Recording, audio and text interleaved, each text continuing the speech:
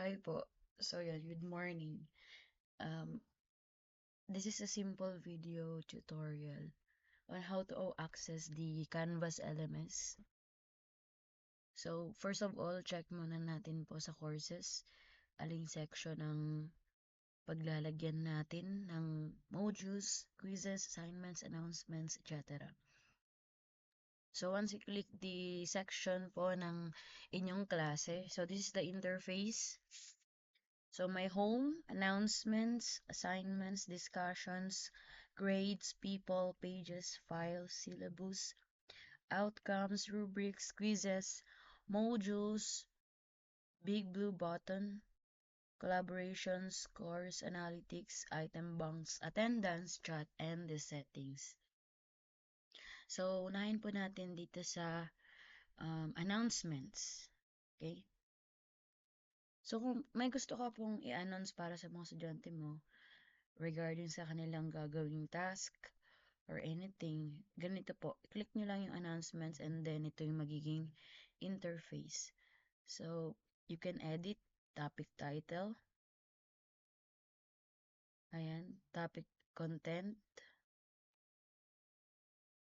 tapos po dito, yan, pwede mo pong ilagay dyan yung mga context ng ipapagawa mo sa kanila.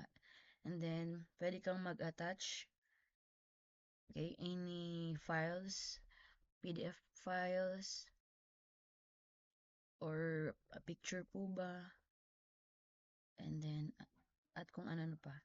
So after that, so scroll down lang po, scroll down, and then may options po dyan. Gusto mo po ba makita ng participants mo or ng estudyante, and then they can comment? Pwede naman. Pwede mong disallow or pwedeng mag-respond sila sa topic bago makita yung ibang replies ng mga klase, and then pwedeng gawing podcast feed, and then allow liking. Tapos dito po, pwede mo siyang schedule hanggang saan yung hanggang kailan yung announcement mo regarding sa kanilang gagawin. Okay, and then click publish lang po. Okay, so yan po yung announcements. Next, yung pinaka magandang gamitin sa klase, assignments. So, sa assignments naman po, ayan, meron akong sample. So, nakagawa ako nitong solo or individual na pagtutula o talumpati. So, pwede ka din po dyang maglagay ng rubric. So, click natin yung sample ko. So, ayan po. So, yan. Meron akong title dyan sa itaas. Ayan. Tapos, ito po yung kabuang panuto o instructions. Then, below that po. So, ito yung points. Ito rin yung pwede nilang i-upload. Pwedeng text, media recording, or file upload. Actually, marami po yan. Later, tignan natin kung ano pa yung mga ibang files na pwedeng i-upload. Tapos, meron po siyang time kung hanggang kailan pwede mag-upload ng kanilang outputs. And then, sa baba po, ayan, may rubrics po ako na nilagay. So, you can customize this one naman po. Depende sa inyong rubrics. So, ito, meron po dyan sa itaas na, yan, publish or unpublish. Pag unpublish, while editing, hindi ito makikita ng bata. Pag na-publish mo po, makikita na niya.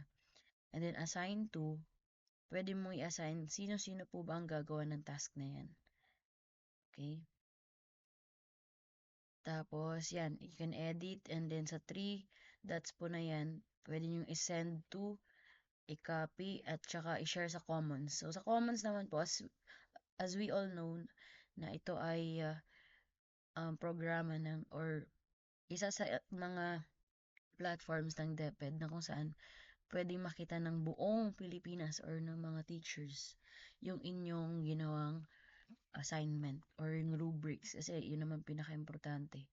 Ito po sa gilid, may view as student. So, while editing, pwede mo makita ano ba ang magiging itsura nito kapag si bata na ang tumitingin sa kanyang canvas. Okay? Sa immersive reader, very helpful kapag may mga non-reader or may mga yung mga may disability po or medyo hindi gets yung text. But then kapag narinig nila, gets na po nila yung gagawin. Ito po yung pinakamabisang makakatulong sa atin ng speed grader. So when you click that speed grader, ayan po. So makikita niyo po sa itaas yung pangalan ng assignment, tapos ilan ang nag-gradean. Okay? Tapos dito po yung number of students na enrolled. And then yan. Pwede mo siyang ilagay dito yung grade. Ilan po ba ang score niya. Tapos you can comment for any improvements or complementation para sa bata.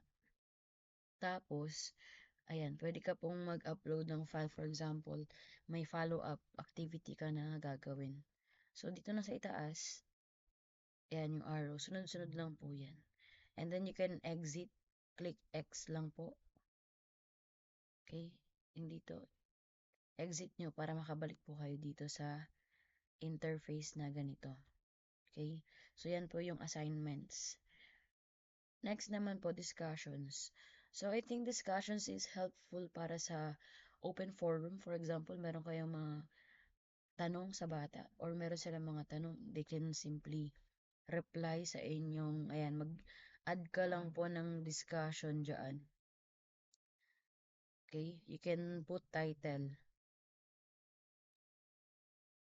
Wait lang po. Nag-loading. Ayan, you can put title, tapos ano yung gusto nyong pag-usapan. Tapos below that, may options naman din. Pwedeng makikita yung name at profile picture ng bata. Okay? Pwedeng iilan lang yung makikita. Tapos pwedeng naka-hide lang po. Then you can save and publish po. Ayan. So yan, meron ding availability of time. Kailan mo pwedeng pag-usapan or kailan nyo pwedeng pag-usapan yung topic within the students. So after discussions, let's proceed to grades. So grades naman, I think ito yung pinakamagandang interface na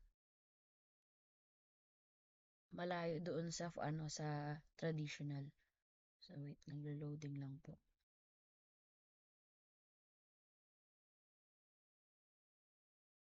Okay. Naglo-loading siya.